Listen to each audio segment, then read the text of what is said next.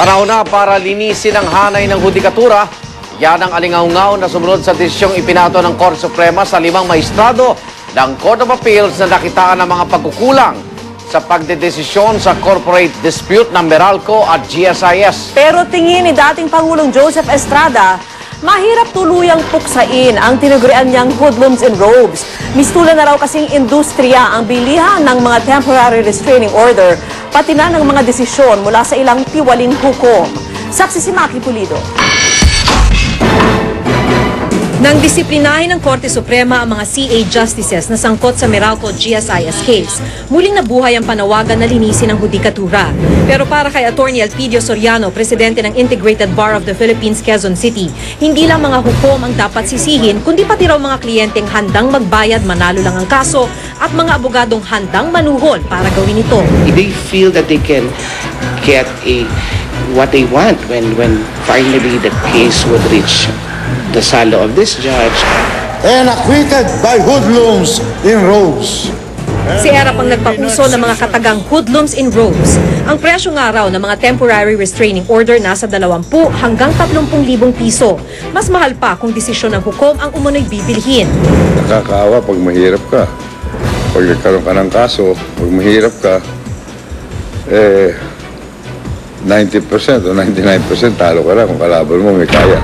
Para naman sa Operation Clean Hands Inc., isang grupo ng mga law firm, hindi dapat matigil ang reforma sa hudikatura sa pagsibak kay Associate Justice Vicente Rojas dahil ang pagkakasibak dito ay sumasalamin lang sa mas malawak na katiwalian sa hudikatura. Pero tingin ni Erap, di ito magiging madali. Sino ba naman daw ang maglalakas loob na umangal? Mahirap. Dahil they're protected by the tenure of office. Si Congressman Bienvenido Abante naniniwalang buong gobyerno ang dapat imbestigahan at di lang ang hudikatura. There ought to really be a no-nonsense work now to be done for the people to realize that we really would like to clean up the government of corrupt officials. Sa korte ang takbo sa paghabol ng katarungan. Pero paano ito mapagkakatiwalaan kung tinudumihan nito ang kanyang sarili? Ako si Maki Pulido, ang inyong saksi. Hindi na pumasok sa Court of Appeals sina dismissed Associate Justice Vicente Rojas at suspended Associate Justice Jose Sabio Jr. Para naman sa ilang taon ng 2 maestrado, sobra ang parusa ipinato ng Korte Suprema. Pinag-aaralan naman ng kampo ni Associate Justice Bienvenido Reyes ang paghahain ng motion for reconsideration. Saksi si Carlo Lorenzo. Hindi na pumasok sa kanyang opisina ang sinibak na si Court of Appeals Associate Justice Vicente Rojas, ang ponente ng kasong Meralco versus GSIS.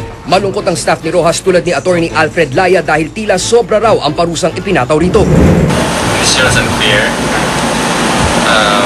It's not really unfair, it's too harsh. Dahan-dahan na rin silang nag-e-empake dahil co-terminus ang kanilang serbisyo sa sinibak na maestrado. It's not that easy to find a job. Di na rin pumasok ang suspendidong si Associate Justice Jose Sabio Jr. Ang tauhan nga niyang si Nanette Garcia, naiyak na lang sa sinapit ng kanyang boss. Mahal pa rin namin siya. Hindi magbabago yung pagtingin namin sa kanya.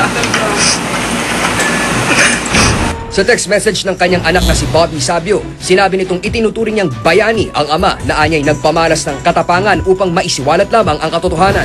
Pinag-aaralan naman ngayon ang kampo ni Associate Justice Bienvenido Reyes kung iaapilan nila ang desisyon ng Supreme Court kahit reprimand lang ang nakuha nito. For 6 times, kinuha niya ang opinion ni PJ Vasquez. After 24 hours, nakalagay doon sa sulat ni Justice Reyes na you decide on this. Kasi if any decision would not be forthcoming, then I'll be forced to decide or to do what is in my best life. Hinihintay naman ngayon ng palasyo ang final ruling ng Korte sa rekomendasyong ipa-disbar si Commission on Good Government Chairman Camilo Sabio bago magpatupad ng karampatang aksyon. Pero kung ang mga kasamahan ni Sabio sa PCGG ang tatanungin, buo raw ang tiwala nila sa kanilang chairman. Ayon kay Supreme Court Senior Justice Leonardo Quisumbing, ang nilabas nilang desisyon ay bahagi ng kanilang mga hakbang para malinis ang korte at maibalik ang tiwala ng publiko. This is a very objective exercise.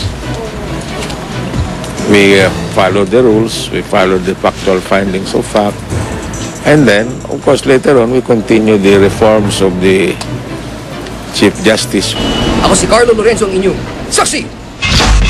Bago ang pagsibak ng Korte Suprema kay Associate Justice Vicente Rojas, may dalawa ng mahistrado ng Court of Appeals ang unang nasibak.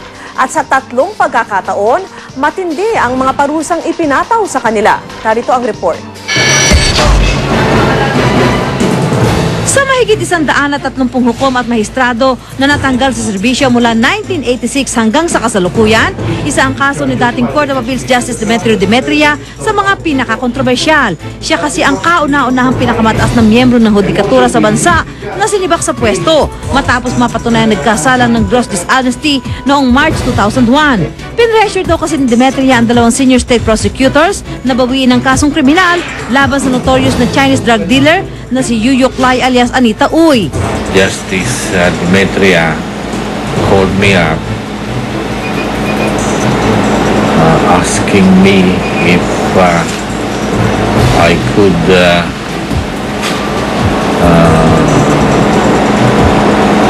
request Pablo Cormaran, who was then in charge of the case, to withdraw the motion to inhibit that he filed against Judge Moro. Pero nanindigan si Demetria na malinis ang kanyang pangalan. Kung ano man ang pakikirat na ginawa ko, kung meron man kaming ginawa, even assuming arkwento, that there was an intervention. The intervention is not a violation of Rule 2.04 of the Code of Judicial Conduct, which was cited by the Supreme Court. Sa 18 pahinang desisyon ng Supreme Court en banc, nakasaad na hindi na maaari pang humawak ng kahit na anong pwesto sa gobyerno si Demetria habang buhay. Hindi rin siya makatatanggap ng anumang benepisyo dahil sa kanyang paglabag sa Code of Judicial Conduct. Pero hindi lang si Demetria ang nakatikim ng bagsik ng kamay ng batas. Marso lang nitong nakaraang taon, sinibak din sa pwesto si Court of Appeals Associate Justice LV Jan Asuncion. Yan ay matapos na mapatunayan nagkasala siya ng gross ignorance of the law, pati na ang sadyang mabagal na pag-aksyon sa mga nakabinbin na motion for reconsideration. At ayon sa Korte Suprema, ilan lang ito sa mga patunay na may matatakbuhan ang publiko. This is a case wherein the public can see that the court is really serious in its efforts to cleanse the judiciary, rid the judiciary of incompetent officials. Para sa Saksi, ako si Susan Enriquez, nag-uulat. Tumanggi magbigay ng pahayag ang Meralco sa desisyon ng Korte Suprema kaugnay po sa kontrobersya sa Court of Appeals. Ayon kay Meralco spokesman LP Cuna, bukod sa hindi pa nila nakikita ang desisyon ng Supreme Court, panloob ng problema ito ng hudikatura. Narindigan din si Cuna na hindi na-impluensya o nanuhol ang Meralco. Pinabulaan din ng GSIS na tinangka nilang impluensya ng Korte. Hindi na alam na tinawagan ni GSIS Trustee Attorney Jess Santos si PCGG Chairman Camilo Sabio na tumawag naman sa kapatid niyang si Court of Appeals Associate Justice Jose Sabio Jr. para humingi ng tulong. Malinaw naman na hindi na impluwensyahan ni PCGG Chairman Camilo Sabio ang kanyang kapatid. Kung kami ay talagang gumagawa ng ganyan, dapat wala kaming tinatalong kaso. Ang dami-dami namin tinalong kaso. Bumuo na ng isang special panel ang Department of Justice para imbestigahan ang negosyanteng si Francis Roa de Borja sa umunoy tangka nitong panunuhol sa Court of Appeals.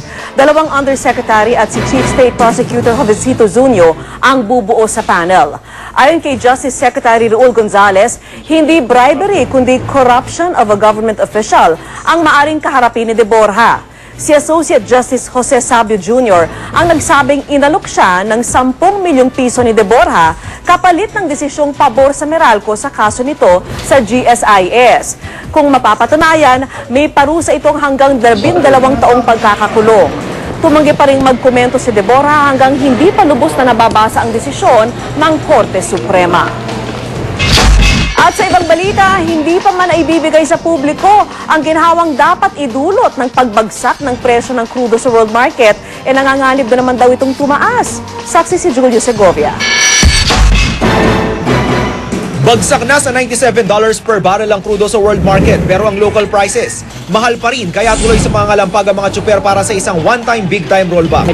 Mula sa record high na $147 per barrel na presyo ng Dubai crude noong Hunyo, 33.5% na ang ibinagsak ng world prices na pumapalo na lang sa $97.70 ngayon.